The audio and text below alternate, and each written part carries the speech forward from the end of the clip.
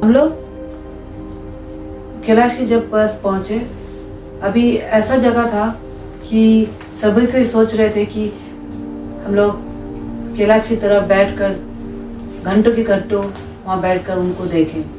खुद स्वयं महादेव वहाँ बैठे हुए हैं, ऐसा लग रहा था।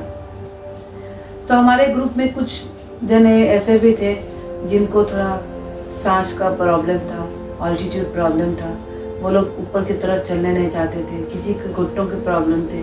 फिर भी वो बोल रहे थे नहीं, एक कोशिश तो हम लोग करें पहुंचने के लिए ऊपर, पार्वती जी के मंदिर का दर्शन करने के लिए।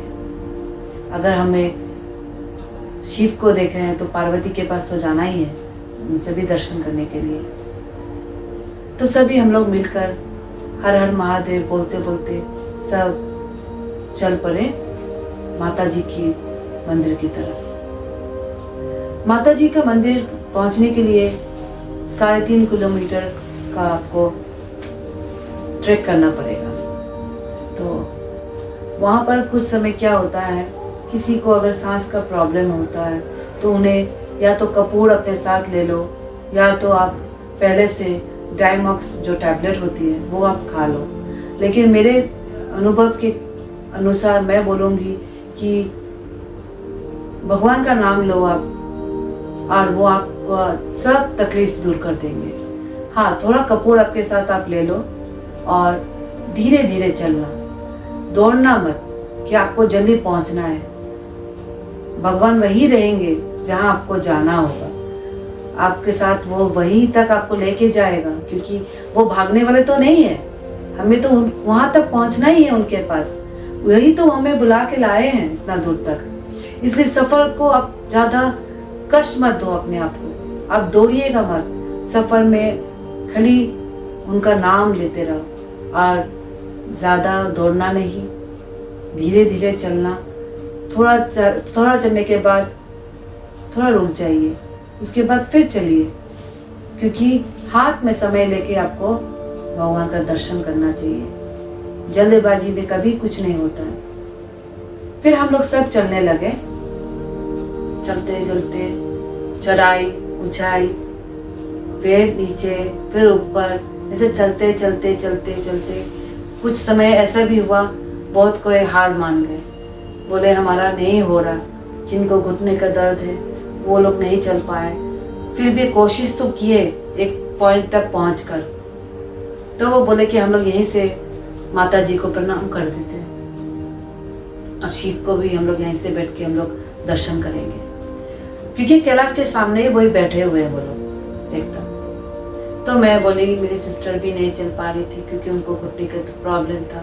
तो मैं बोली कि तुम एक काम करो, यहीं बैठ के बाबा जी से बात करो, माता जी से बात करो, मैं तुम्हारी तरफ से उनके पास जाके पूजा जो भी चढ़ा हुआ था मैं दे दूंगी।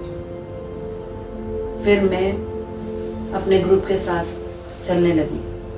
चलते चलते कपूर को थोड़ा नाक के पास लेके थोड़ा सूंघते, फिर रुकती, फिर मैं वेट करती, फिर चलती।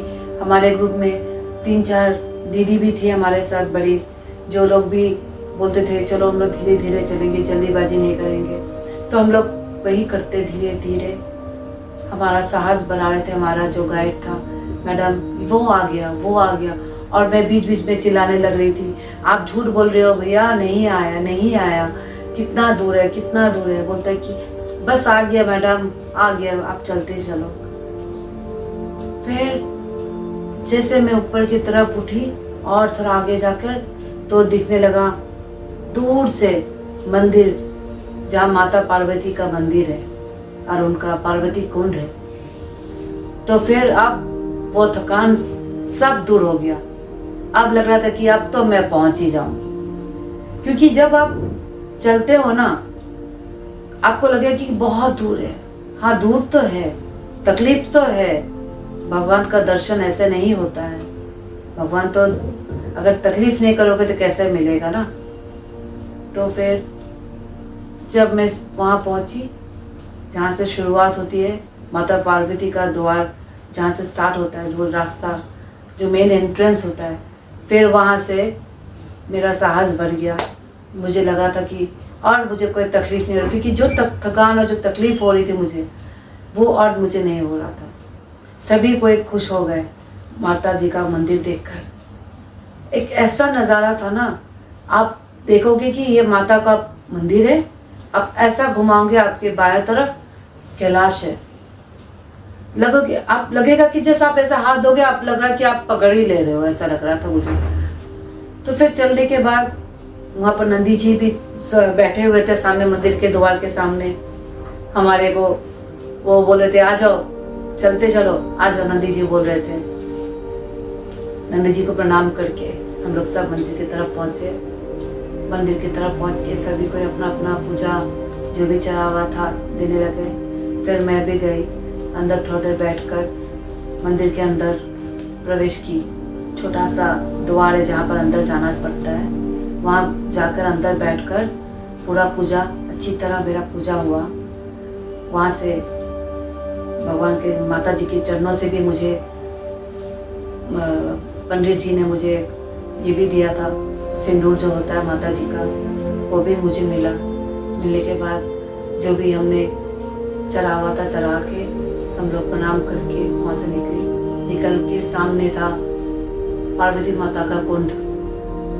कम से कम 14,000 फीट के ऊपर या 15,000 फीट के ऊपर, वो तो बोल रहे थे कि शायद 17-18,000 फीट के ऊपर है, लेकिन मुझे समझ में नहीं आता कि कितना फीट ऊपर हम लोग पहुँच गए हैं। इतने ऊपर में एक कुंड है जहाँ पर चारों तरफ बर्फ है, लेकिन कुंड में पानी है। बर्फ नहीं हुआ वो पानी अभी तक, क्योंकि अभी भी पानी वैसे दिख रहा था। क्योंकि हम लोग क्या है, हम तो जा नहीं पाए क्योंकि हमें मना किया था हमारा गाइड ने कि मैडम आप मत जाइएगा, क्योंकि वहाँ बर्फ है ना उतरने की जगह, तो हम आपको पानी ला कर देते हैं कुंड का। तो मैं मंदिर के सामने खड़ा होकर बहुत देर तक बैठी थी और ध्यान कर रही थी कि महादेव और माता पार्वती आप स्वयं यहाँ विराजमान है। अब यहाँ ये आपका घर है, ये आपका जगह है जो आप हम लोग यहाँ लेके आए हैं। हम लोग आपके घर में प्रवेश किए हैं। आपका कोटि कोटि प्रणाम माता जी, महादेव। यह अनुभव मैं बता नहीं सकती हूँ आपको कि क्या हो रहा था तब हमारे वहाँ पर। बहुत देर तक हम लोग थे। फिर वहाँ से कुछ लोग डिसाइड किए ग्रुप के कि उन्हें गौरीकुंड तक जाना था।